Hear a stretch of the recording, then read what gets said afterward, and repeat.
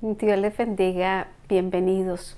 Dentro de la serie que estamos desarrollando, el carácter cristiano ideal, hoy vamos a tener la clase Las contiendas como una muestra de inmadurez.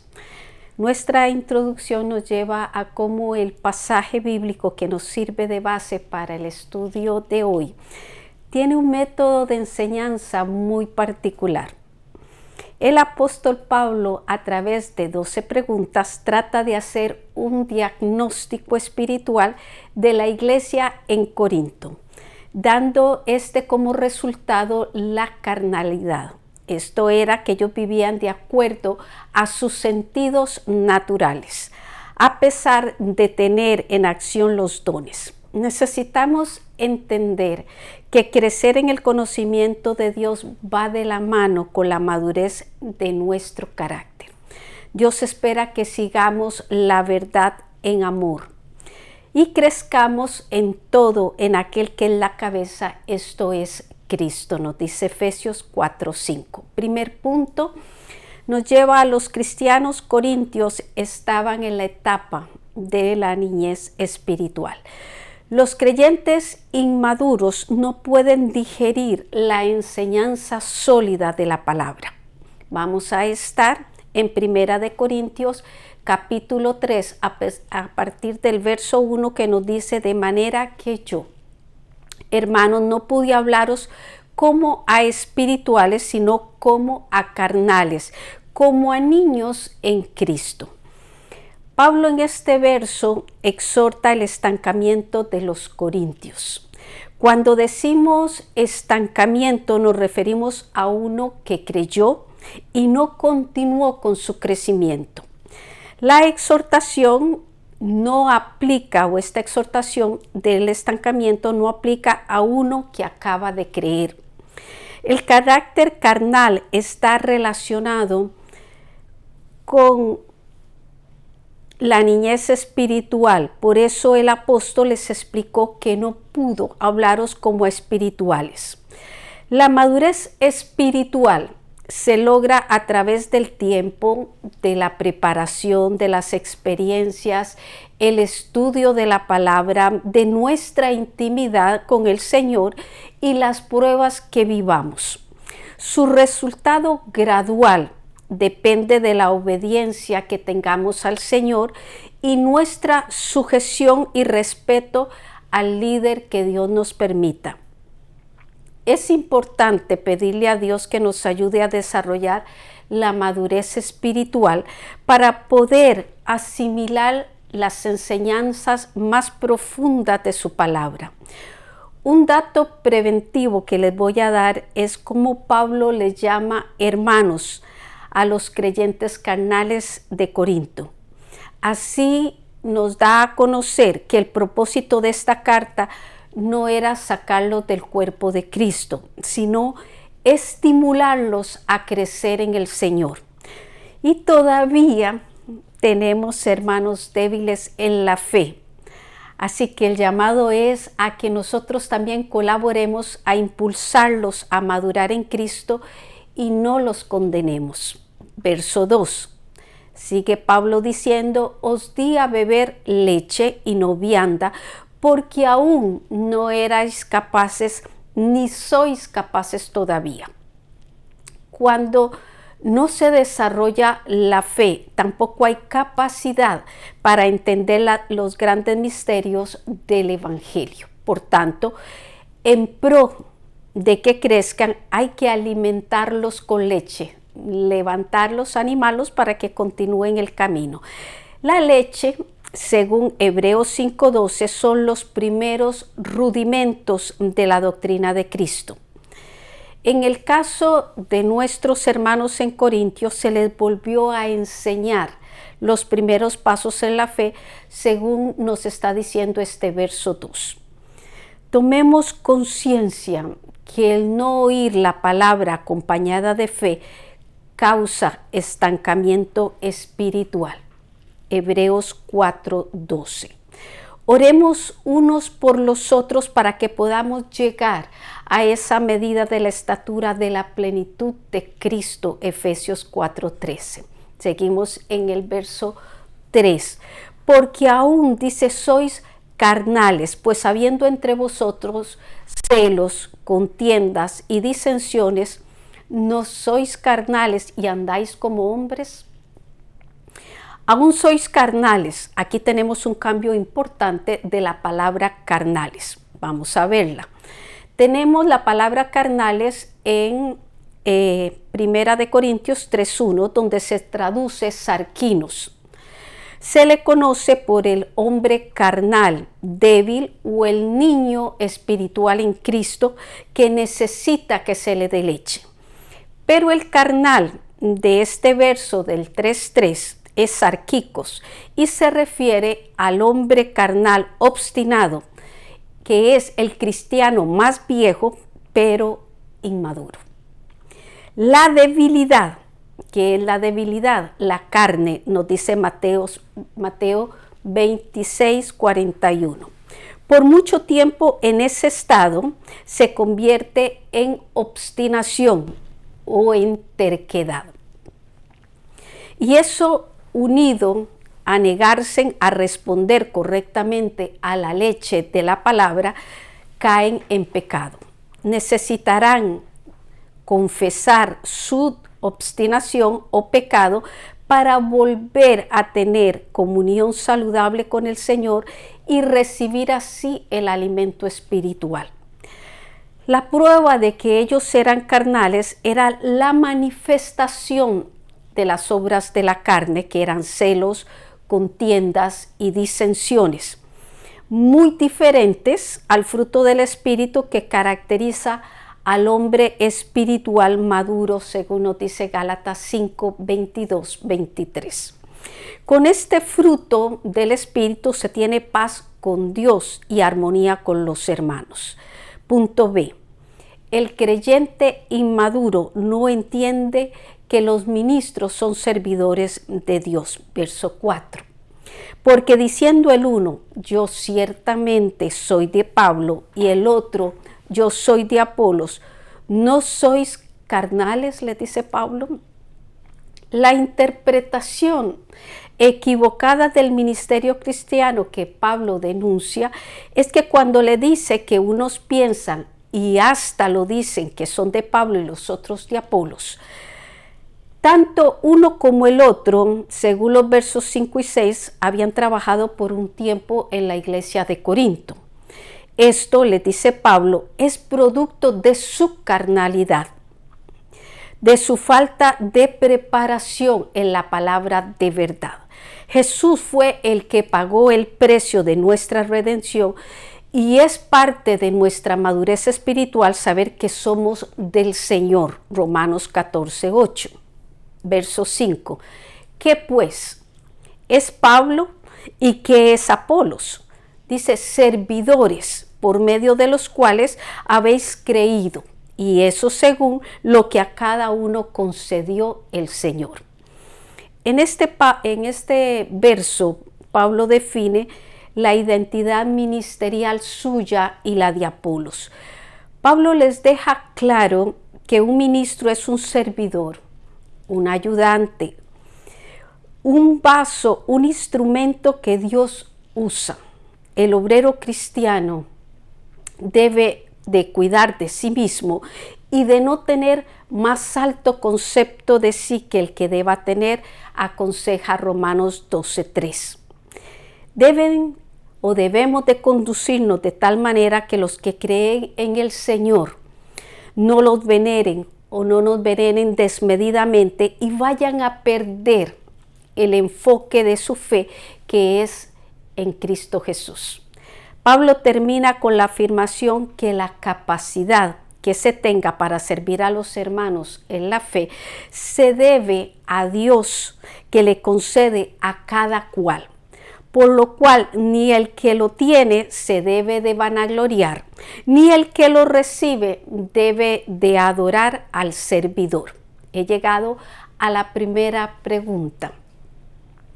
¿Qué efecto causa el no oír la palabra acompañada de fe? Punto 2. Los creyentes deben de juzgar sus propias discrepancias, el ir a los impíos para que juzguen a los santos es ignorancia. Verso 1, pero ahora en 1 Corintios 6. Dice, ¿osa alguno de vosotros, cuando tiene algo contra otro, ir a juicio delante de los injustos y no delante de los santos?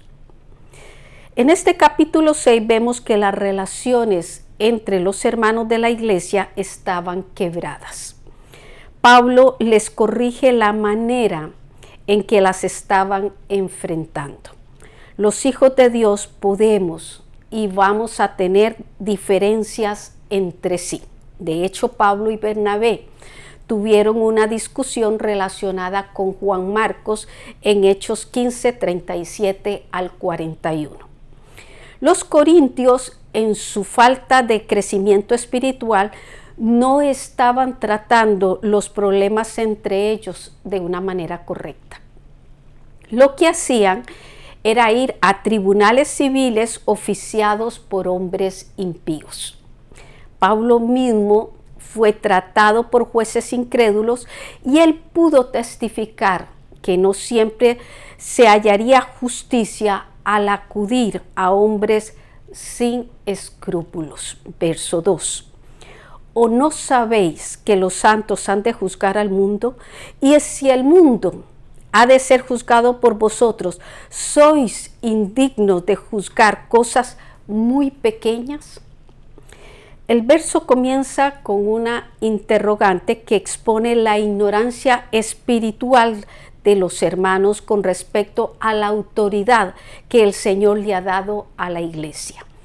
Además, no solo tenemos autoridad sobre toda fuerza del enemigo, sino que también la tenemos para juzgar un día al mundo, nos dice Daniel 7:22 y Apocalipsis 2:26-27.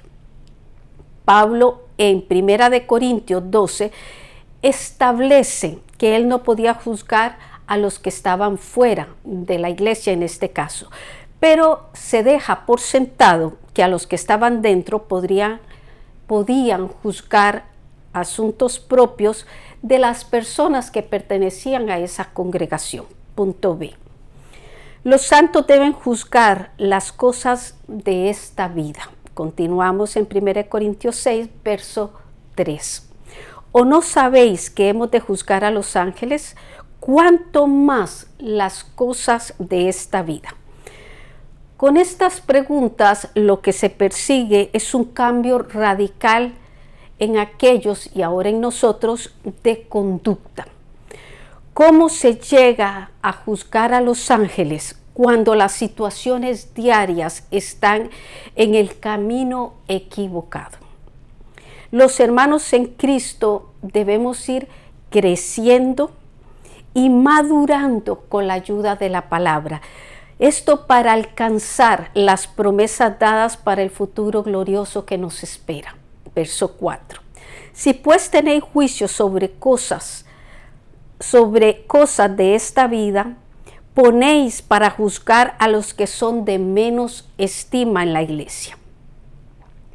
Pablo, dentro de exponerle los problemas que estaban sucediendo debido a su falta de crecimiento, les describe los comportamientos, esto para llevarlos a la solución. Así que vamos a resumir. Ellos no estaban juzgando a los que tenían que hacerlo, esto eran los de adentro. Y además dejan que los que están por debajo de ustedes, eso se refería a los que estaban fuera, los juzgaran. Y encima los juicios que se han dejado para tratar dentro, se están haciendo con personas sin la capacidad propia para llevarlo a la edificación. Romanos 12:4 nos dice, porque de la manera que en un cuerpo tenemos muchos miembros, pero no todos los miembros tienen la misma función. Esto significa que no poner a un miembro de acuerdo a su capacidad traerá conflicto al cuerpo. Para la buena marcha de la iglesia, tan necesario es ir de acuerdo a los mandamientos de la palabra como del buen juicio y discernimiento del don del servidor. Segunda pregunta. ¿Qué cualidades se esperan de un hermano que pueda juzgar asuntos entre los santos? He llegado al tercer punto que nos dice: la iglesia necesita sabios que juzguen los asuntos entre hermanos. Un hermano sabio podrá lidiar con los problemas entre creyentes. Seguimos en el verso 5. Para avergonzaros lo digo, pues que no hay entre vosotros sabio, ni aun uno que pueda juzgar entre sus hermanos.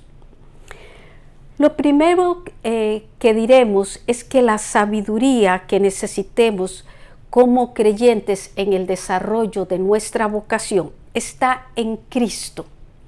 Y la palabra nos enseña en 1 Corintios 1:30 que Cristo nos ha sido hecho por Dios sabiduría, justificación, santificación y redención.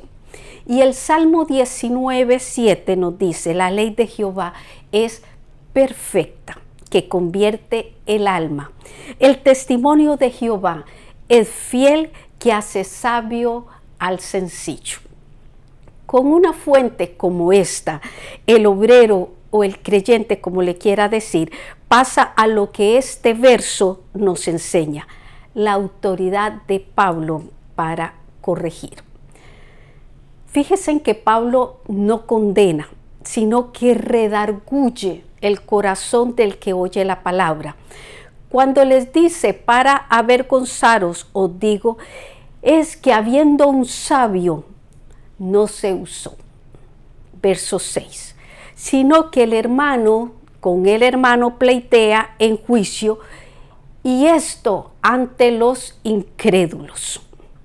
Se propagó entre ellos el pleito entre uno y otro que se acusaban frente a jueces, que en el verso 1 se les llamaba a estos jueces injustos y en este verso se les llama incrédulos. Estas situaciones eran un mal testimonio para la iglesia. Entendamos, hermanos, que de la mano del Señor somos luz. Y en cuanto dependa de nosotros, estaremos en paz con los demás. Nos dice Efesios 5:8 y Romanos 12:18. Punto B. Mejor es sufrir el agravio que enemistarse con un hermano. Verso 7. Así que, por cierto, ya es una falta entre vosotros que tengáis pleitos entre vosotros mismos. ¿Por qué? Pregunta Pablo. ¿No sufrís más bien el agravio? ¿Por qué no sufrís más bien el ser defraudados? Pablo, vuelvo a repetir, les dice que es una falta que tengan pleito entre ellos o entre nosotros. La armonía y la unidad son propias del cuerpo de Cristo. Y esto no estaba en aquella congregación. Así que Pablo les ofrece dos alternativas. Esto para enderezar la conducta que los hermanos tenían entre ellos. Una, les dice: ¿no sería mejor sufrir el agravio, pasar por alto?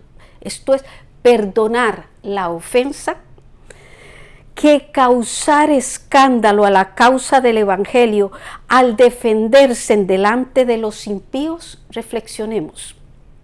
La 2. ¿No es preferible sufrir el ser defraudados que enseñarle a los incrédulos la falta de amor fraternal?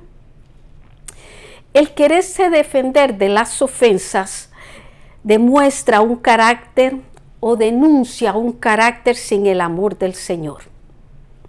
Mateo 5:44 nos dice: amad a vuestros enemigos, bendecid a los que os maldicen, haced bien a los que os aborrecen y orad por los que os ultrajan y os persiguen. Y agrega Efesios 4:3, siempre solícitos en guardar, el siempre lo puse yo, en guardar la unidad del Espíritu en el vínculo de la paz. Verso 8. pero vosotros cometéis el agravio y defraudáis, y esto a los hermanos. Se estaban cometiendo estos delitos entre ellos, y Pablo lo reprocha. Y peor aún, se lo están haciendo a sus hermanos. Para restaurar esta conducta les hace hincapié Pablo en el concepto sagrado de la palabra hermanos.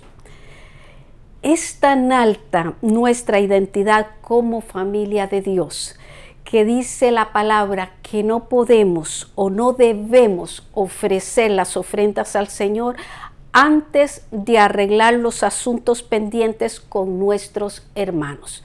Mateo 5, del 22 al 24.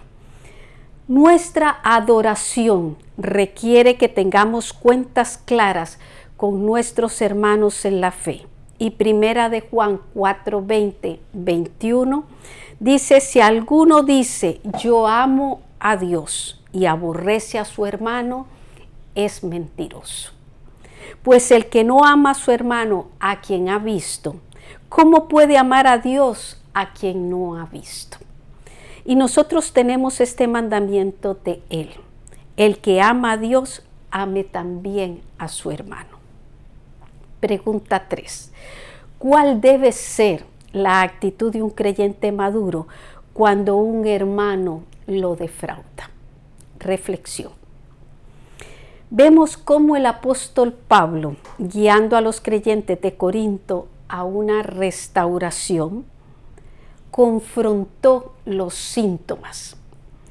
Les expuso sus problemas y sus valores y los guió a la solución.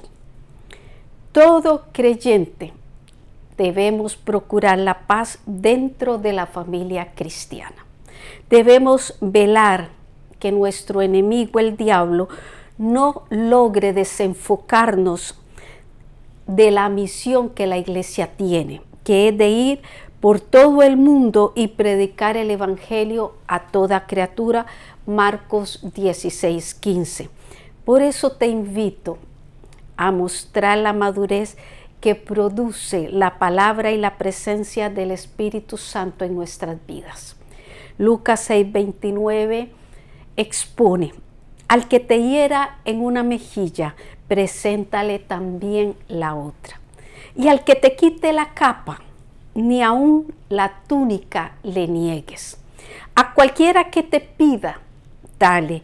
Y al que no tiene lo que es tuyo, y al que tiene lo que es tuyo, no pidas que te lo devuelva. ¿Y cómo queréis que hagan los hombres con vosotros? Así también haced vosotros con ellos. Es una palabra poderosa que necesita del poder del Espíritu Santo para ponerla en acción. Que Dios le bendiga. Los espero la próxima semana con la integridad y el carácter cristiano.